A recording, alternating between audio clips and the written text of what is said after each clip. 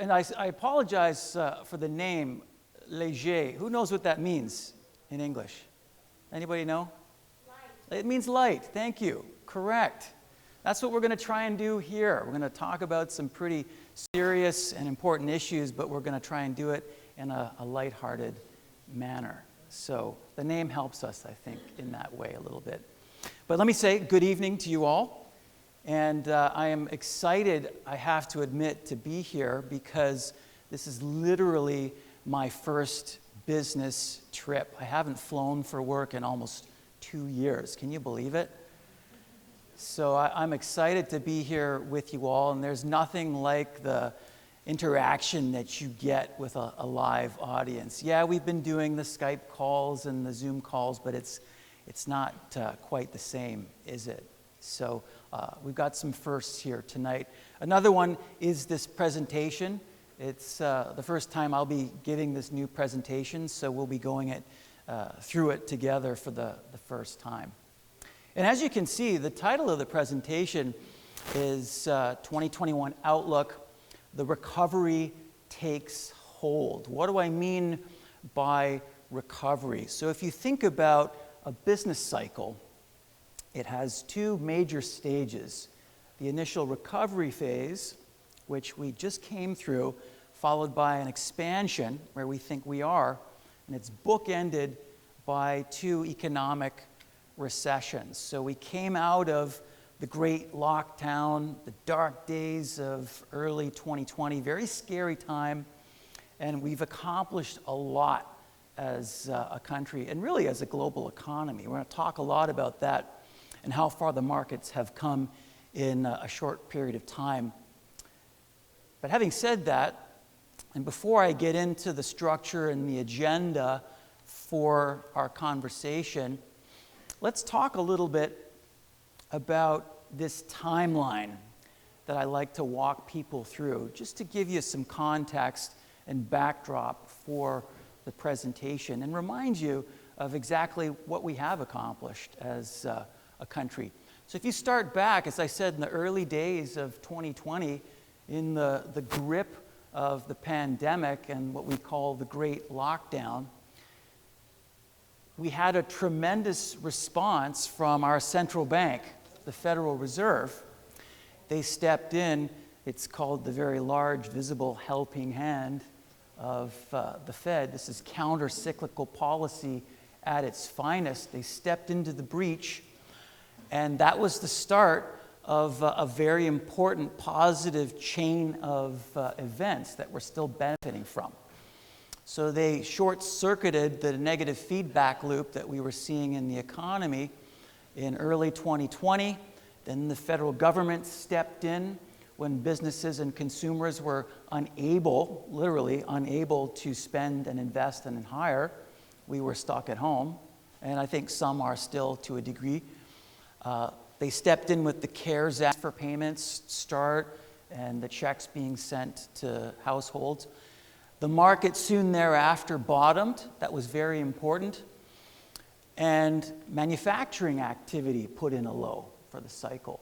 And despite all the arguments about the letter and the shape of the recovery, those two important aspects of all the activity actually, in hindsight now, thankfully put in a literal V-shaped bottom.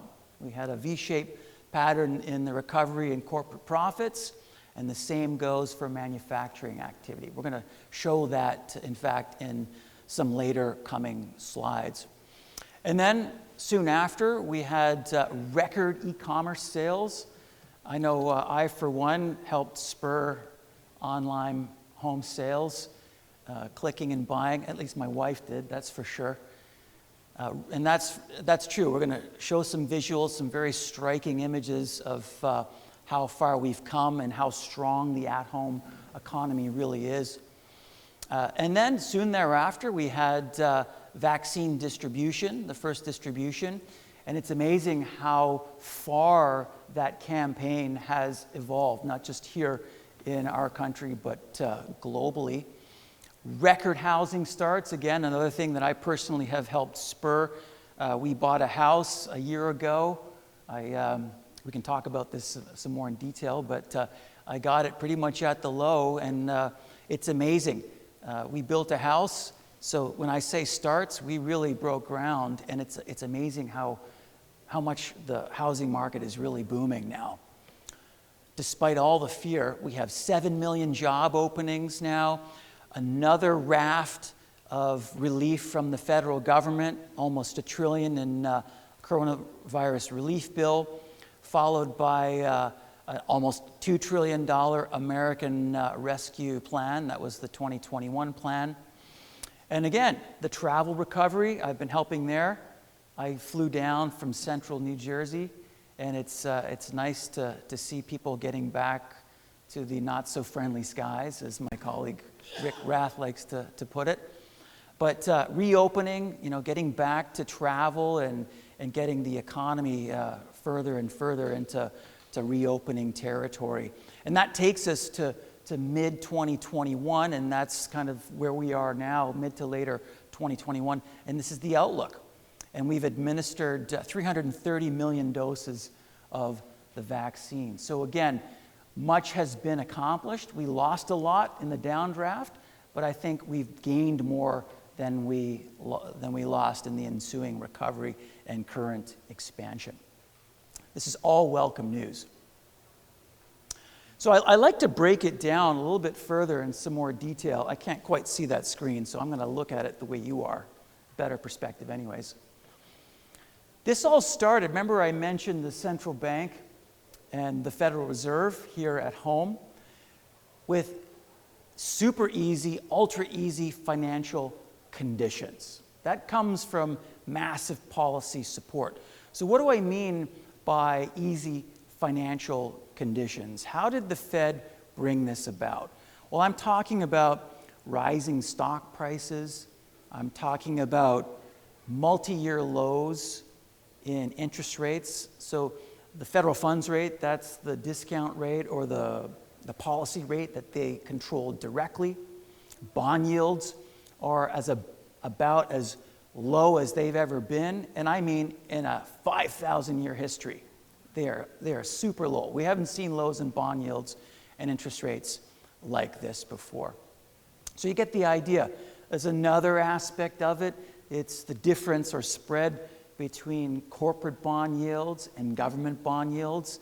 That difference is at cycle lows, very, very tight. That's another form or reflection of these super easy financial conditions. And it's really supporting, it's the starting point, and it continues to support the rest of the economic expansion that we're in and we're foreseeing. That takes us to the goods sector, manufacturing in particular. I mentioned that earlier in the timeline. And you can see it. It's that second panel for yourselves. You don't have to take my word for it. Just look at the picture. Manufacturing index, after falling off the cliff, put in a literal V-shaped recovery. And we have now eclipsed the prior peak in activity. We're actually above the pre-virus level of activity. So that gets us beyond the recovery, now into the expansion phase by definition. Also, I mentioned the strength or health of the at-home economy. We did our parts at home, clicking and buying. Literally, that third panel, you can see that we've never seen levels in e-commerce sales like this before. So we will find a way, and this is a testament to what technology can really do, even when you're stuck at home. So this is another really bright spot in the economy. And finally, as I said, reopening economy, taking back to the skies. You can actually measure this. It's called TSA checkpoints. I don't know if you're a TSA traveler or approved, but it's measurable. So you can see the low that we put in early 2020. This is just another kind of representation of us getting back to normal behavior. And I like to think that we're doing some of that here tonight. And again, putting in a nice low and ensuing recovery in travel activity. So that's the backdrop that we like to kind of deal with here. But let's get into the agenda for the discussion. Now we've got another 45 minutes, so we got plenty of time. We can take our time. So there's a few important questions that we think you should be asking and contemplating as investors in order to get things like where we are in the cycle correct. So asking the right questions and forming the right conclusions. Where are we in the cycle? That's number one we're going to tackle. Next is what's the direction of the economy. I've touched on that a little bit, actually both those questions. We're going to dig a little bit deeper there. What are the risks to the outlook? Not just the downside, but also the upside risks too. And I did my part. I remember back in early 2020, I was fighting all the fear and angst and using all my training to help people to think about the upside risks. And it was absolutely the right approach. And I remember the first blog I wrote and penned back then in the dark days of early 2020, it was Chaos Creates Opportunity for Patient Investors. And it panned out. It ended up being the absolute right theme and view and call. It almost didn't see the light of day, and I really had to fight our editorial department, but we won out, and thankfully that was the case, and I still get a lot of credit from my colleagues at Invesco for that initial positive and bullish piece, and we're still bullish on our views. And finally, what are the policy implications? And we'll wrap it up. We'll land the plane, to use another aviation image or metaphor, with the most important part of the conversation, and that is the investment implications. What you should be doing in your portfolios with all this information and all the answers to these questions. So let's start with that first question. Where are we in the cycle? So I like to tackle it from an historical perspective. So if you look carefully in the lower left-hand corner, that thicker, darker blue line, that's the current cycle. That's the one that we're in now. Notice that it's shorter. So as you can see, those are quarters, but I'll say it in years because it's easier to get our arms around. We're in the second year, just the second year. We just started of the current cycle. Now, to give you a sense of perspective in history, we overlaid that with how many? 1, 2, 3, 4, 5? Yeah, 5 other prior cycles to give you a sense for how long these things typically last. So you can kind of see it. Remember, you start with an economic contraction. That's the downdraft in the markets, in the economy, followed by and you can see that very sharp decline, followed by the initial high velocity recovery stage. That was the first year, 2020. And now, the second year, we've kind of transitioned into a more sustainable pace of output and activity. So planetary gravity is taking hold, and the natural laws are helping output and turnover to kind of settle back down to a normal pace of growth. But the point is, if past is prologue, we should have several years to go in the current expansion. If you look at the last cycle, that's that lower, longer purple line. That was a whopper, 2009 to 2019. That was a 10, 11-year cycle. Now that was admittedly on the longer end of these extremes, but the point is, I think we still have some nice runway, another aviation image or metaphor, for continued growth and market returns. So still early in the cycle. If you take the average, so 36 quarters, what is that? That's 9 years. I think it's actually 7, so the star should be a little bit to the left. But the point is, again, whether it's 10 or 11 or 7, 9, we still have several years to go. Now, I'll give you, this is a spoiler alert, I'll give you a little preview of what we're going to touch on at the back of the conversation. What happened to markets? How were you penalized or rewarded as an investor? So just to illustrate, I like to look at something called the stock to bond ratio. That's this dark blue line.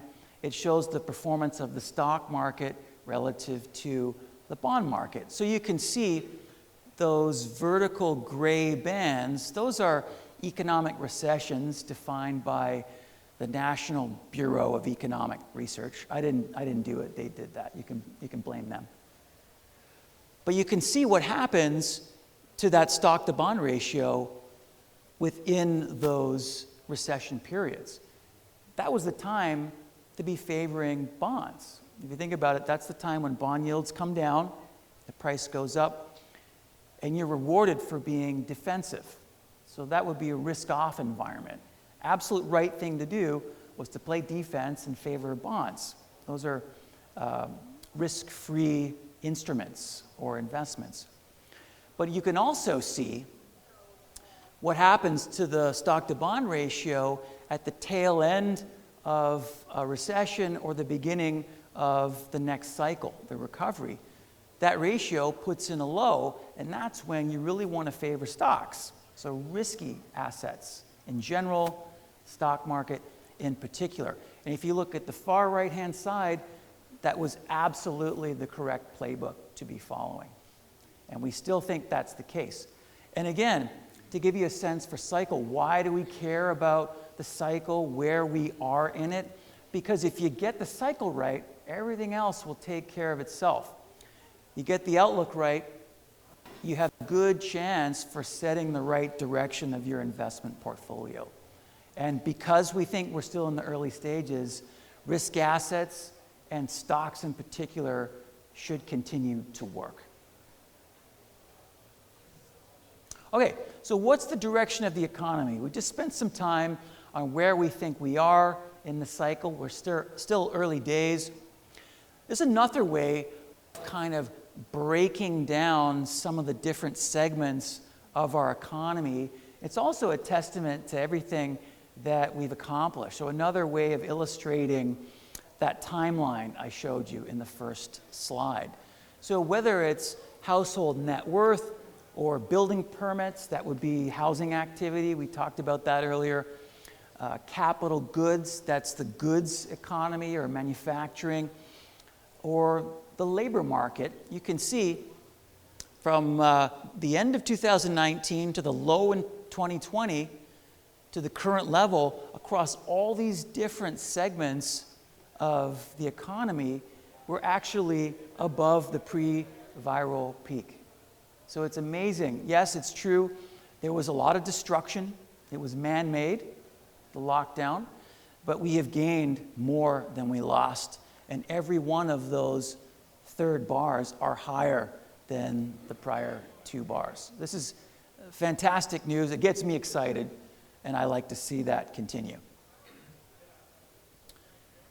So the next question, what are the risks? We have to spend some time on the risks, lest I sound too wildly optimistic, right? So we like to show in this part of the presentation a probability distribution with a base case. That's our central case. That's the bulk of the distribution in the middle. And some outliers, some tail risks on the upside and on the downside. We're going to focus on the base case, and that would be the economy continuing to reopen across all those different segments that I illustrated for you, and inflation ultimately getting back under control. It's true. Right now, we have seen some upward pressure on the prices of some highly visible goods and services. Airfares would be one, right? Car prices would be another, right? We're going to talk about that in some more detail, but my personal view is that once we get back to normalcy and some of the production delays, the delivery time delays, the labor shortages, all the bottlenecks associated with the pandemic sort themselves out, that ultimately that will eliminate some of the near-term pressure that we're seeing on prices and inflation. Could be with us for some months ahead, but ultimately I think these pressures will sort themselves out. And if that's the case, the Fed doesn't get too hawkish too soon, doesn't raise interest rates too quickly. I think that's still a distant issue. Remember, they've got to shrink their balance sheet before they can even think about raising interest rates. So there's a sequencing of events that has to occur before they start raising rates.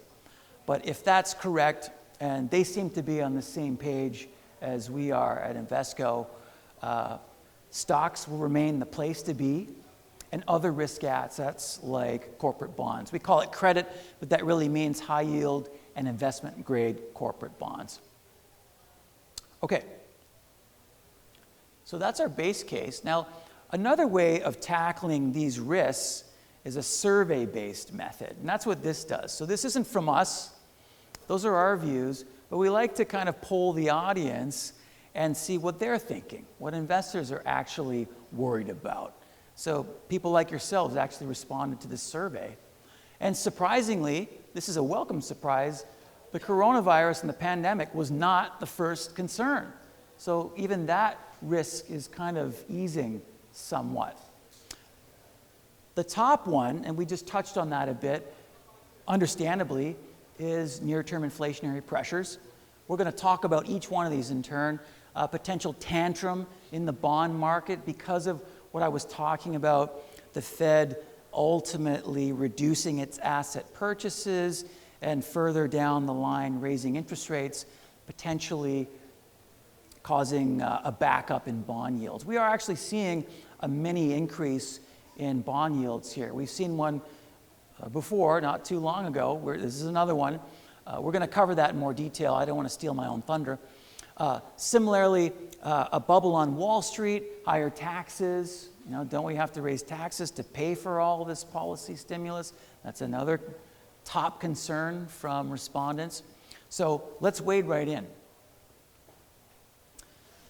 Starting with inflation. So what we're showing here, two series. Retail sales, that's the dark blue line on the bottom. That's demand for retail goods and services, mostly goods. The lighter blue line on top is retail inventories. Now, notice that historically, there's usually been a nice gap or spread between those two series. But if you look in the far right-hand side, remember I talked about labor shortages, bottlenecks, we had sideline workers, shutdowns at factories. We've never seen parity before in the history of this series. So there literally is too much money chasing too few goods. And that's kind of a paraphrase of a famous quote from Milton Friedman, who was a famous monetarist or economist. Inflation is caused by too much money chasing after too few goods. But again, our view at Invesco is that once these temporary pressures from the pandemic subside, we get back to a sense of normalcy, you know, whether it's travel, more chip production, car inventories are replenished, and it's not just cars, it's all sorts of inventories. People get back into the economy from off the sidelines, that those inventories are going to be restocked. One of the issues right now is, it's related to government stimulus and the transfer payments. Let's face it, people were well compensated to sit on the bench, right? But that money is going to run out and the checks have stopped. We've got all these open jobs in the economy, so people ultimately, as I say, they're going to have no choice but to get back into the economy, back in off the sidelines and keep things going. And ultimately, I think that spread will widen and the inflation rate will come down.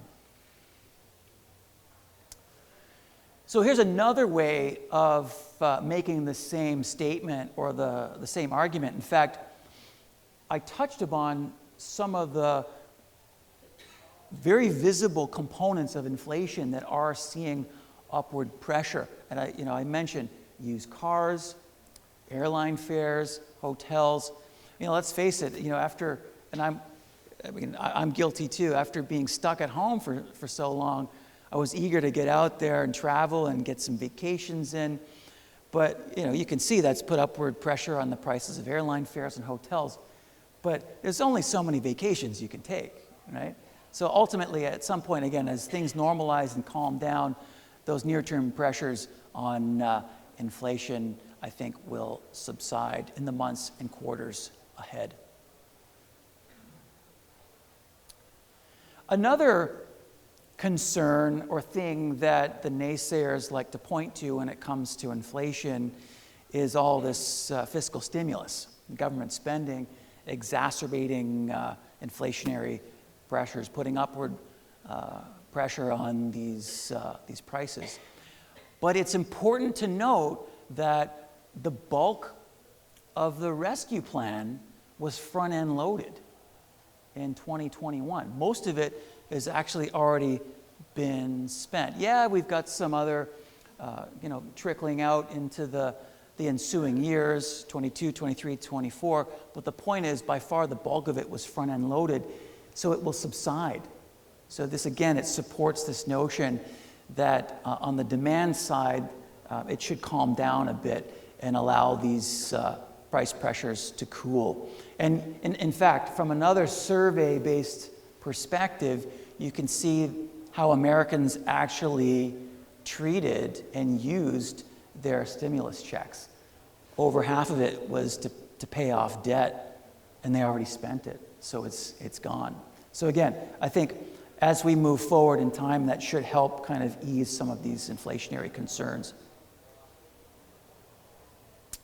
Okay, well, let's talk about this risk of a taper tantrum. What are we even talking about when we say taper? What does that really mean? So we're talking about our central bank, the Federal Reserve, eventually curbing or reducing its large-scale asset purchases. So the Fed has been buying bonds, right? So when you buy any asset, it puts upward pressure on the price, whether it's a house or a stock or a bond. In this case, because we're talking about bond purchases, that helps keep interest rates low. And remember those financial conditions that I was talking about? It keeps financial conditions easy. So this is all part of this massive coordinated policy stimulus, right? Ultimately, because of the path of the economy, things have been going so well. I walked you through the timeline of positive events, that chain of encouraging things. At some point, they're going to have to start taking their foot off the accelerator, right? That time will come. And it's actually a good thing, because it means that the economy and markets are doing that well. That's exactly the point that we want to get to. And you can see, historically, we've given you a few different things to look at here. So this is the stock market on the left in 3 different periods, 82, 09, and more recently since 2020. And those 3 panels on the right are the path of the 10-year Treasury bond yield, right? The government bond yield here at home in those 3 different timelines.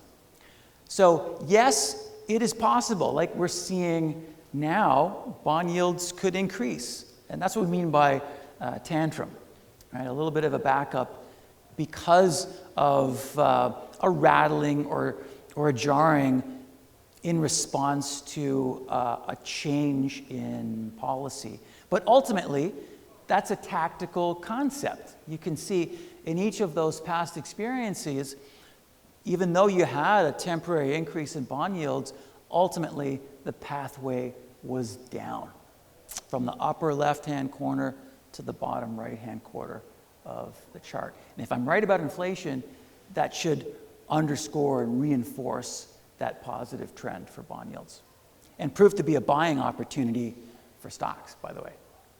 Quite common to see a bit of a backup in bond yields in the second year of an economic cycle, but the point is that was a plateau, buying opportunity, followed by significant further gains in stocks. So that other risk, the distant concern, it was number 3 in the survey, COVID-19. But this one calms me down. I don't know about you, but this shows the evolution of the vaccination campaigns. And as I said, it's not just a domestic phenomenon. This thing is being rolled out around the world. And you can see that we're at the top there, UK first, United States second, Canada third, but you can see the raft of other countries below it that have been in tow. Israel is actually a good one, but I don't think it's on this particular chart. But anyway, the point is that it's nice to see this evolve in a positive way and helping the case count come down. In fact, there's a blog that I'm working on. It's working its way through compliance and editorial. But I found a fantastic leading indicator for the coincident national coronavirus case count. It's called the effective reproductive rate of the virus. It essentially means secondary infections. The point is, secondary infections have been shrinking rapidly, and it leads the coincident case count by a month, which itself is already showing signs of peaking and coming down. So again, this I think should help us calm down and minimize the risk that we all have around the pandemic and the coronavirus.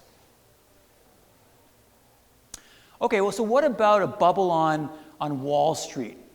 A bubble in the stock market. This is one of my favorite slides. I write about this a lot. I'm the equity strategist for Invesco, so this is my wheelhouse. But if you look on the left-hand side there, we've got two lines. The top dark blue line is the price of the stock market.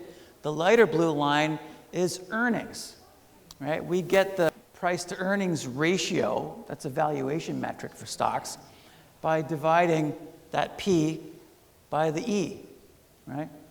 And this happens like clockwork every single time. And I think it's confusing if you don't look at the dynamics historically. In a recession, stock market valuations soar. Why? Because the bottom falls out. It's a denominator effect. Earnings collapse amidst an economic contraction. That's exactly what happened this time around. Stocks, which are leading indicators of the economy, they get ahead of the economy by a good 6 to 9 months. They started, remember in the timeline I said they bottomed in March of 2020, right? I was scared, and we never looked back. The market never looked back. There was no retest of the March lows. But the stock market, it's a real-time financial market variable, was looking literally across the valley of death. I don't want to sound too biblical, but it was to better times ahead. And that was the right view to have.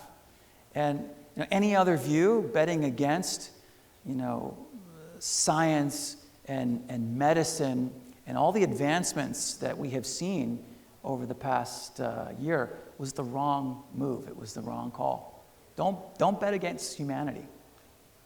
But the point is that now earnings are kicking into high gear, right? We actually, in the second quarter, we had 40% earnings growth. It's fantastic. The stock market is not up 40% this year.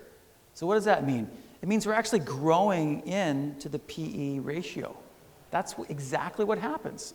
Also, this is another clockwork dynamic. When you're coming out of recession, in the recovery and into the expansion, earnings start growing, and that bubble that everybody saw and was afraid of with those lofty valuations starts to deflate. You grow your way into the valuations, and earnings are actually doing the heavy lifting. And you can see in the far right-hand side, and I've written about this too. I wrote a blog on this very subject.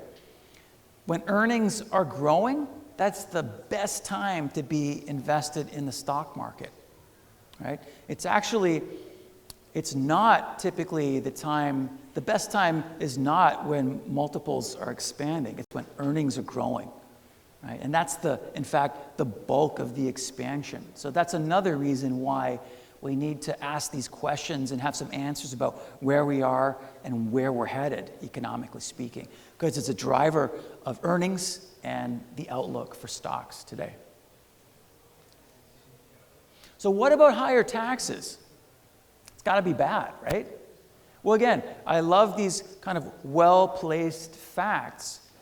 So if you go back, so how many years do we have here? 1, 2, 3, 4, 5, 6, 7, 8, 9, 10, 11, 12, 13 years, if I'm counting that right. We measured stock market returns, and every year we had an increase in tax rates, including the Obama tax rates in 2013. He let the Bush era tax cuts kind of sunset, right? So that amounted to a tax increase. It was one of the best years for the stock market, 30%. In fact, only one in those 13 instances did we see a negative return on stocks. So perhaps, again, not the concern that we thought it was. So this is another one that helps kind of calm me down personally. So the historical record, I think, speaks for itself. If past is prologue, and I'm right about earnings, inflation, where we are in the cycle, I think we could have another very solid year for the stock market, despite all these scares. Halloween's at the end of the month. We have all these scares already. So what are the policy implications? So this is another way to speak to near-term inflationary pressures. The market has already voted. When you look at market-based expectations, these are inflation expectations embedded in the bond market. They're called break-evens, but I don't want to get too wonky. So market-based inflation expectations are actually coming down in the outer years, which also supports the view that ultimately these near-term pressures will cool, right? And if that's correct, there's really little reason for the Fed to freak out, cause that taper tantrum that we talked about earlier, and risk stopping the market and the economy in its tracks. There's little reason to do it. So we say the Fed is likely to continue normalizing policy gradually.